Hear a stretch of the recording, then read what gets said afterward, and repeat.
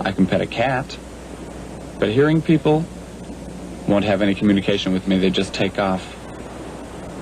But on the other hand, blind people are able to communicate with hearing people, but they can't communicate with objects. I tend to focus more in on things related to nature, like the sunrise or the sunset, a flower. Things like this excite me. And with noise in the environment, I wouldn't be able to focus in on exactly the thing that I want to study. I'm just fascinated by the beauty of things around me and see things that hearing people tend to overlook. I'm interested in the detail of everything and really appreciate what nature is.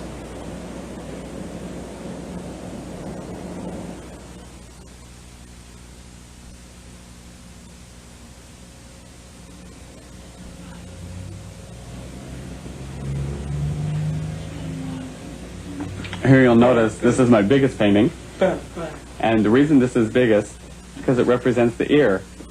This is my biggest influence on my life. So here it looks like the folds of the ear and how it all comes to the center there. It's beautiful.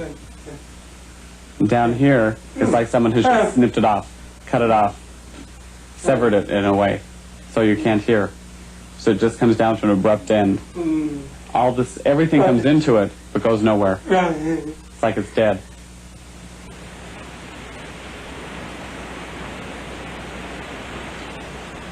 This is a deaf shell, and this is a hearing shell. Let me tell you a story about when I was a small boy. One day at the beach, I saw this boy playing with a shell like this.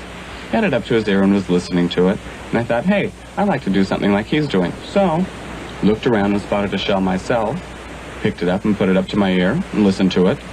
And the boy looked at me and said, hey, you can't hear anything out of that. And I said, yeah, I can. He said, no, you can't hear anything out of that. In a shell like this, you can hear the ocean. I thought, really? Turned out it was because of the shape of the shell that you're able to hear the ocean in it. But a shell like the one I had, you couldn't hear anything because of the shape of it. And at that point, I understood what was going on. And that memory has stuck with me since then. It had an influence on my life and an influence on my artwork.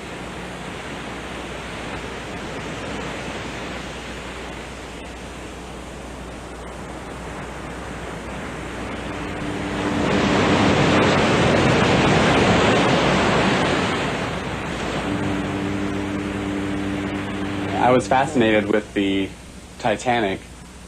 Yeah. Because of its connection with deafness, too. What kind of connection is it? Well,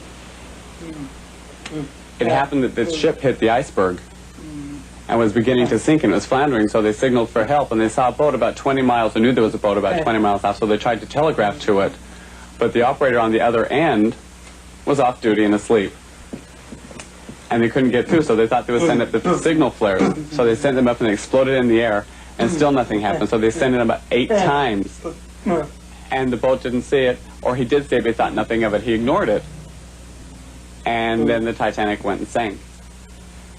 And I wondered about that.